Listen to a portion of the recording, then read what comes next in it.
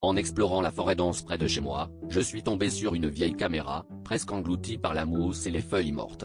Elle semblait hors du temps, comme si elle avait été laissée là depuis des décennies. Curieux, je l'ai ramenée chez moi et, après un moment d'hésitation, j'ai décidé de visionner ce qu'elle contenait.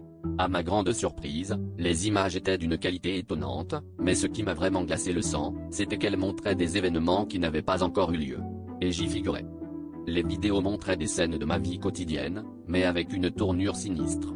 Des ombres semblaient me suivre, des accidents que j'avais évités de justesse prenaient des tournures tragiques. J'ai vu des versions de moi-même se perdre dans cette même forêt, ne jamais en ressortir. Chaque vision était plus dérangeante que la précédente, comme un puzzle morbide dont je faisais partie.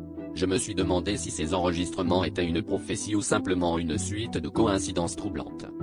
Une nuit, alors que je n'arrivais pas à dormir, je décidai de retourner dans la forêt, espérant trouver une explication. La caméra en main, je suivais les chemins familiers, guidé par une force inexplicable.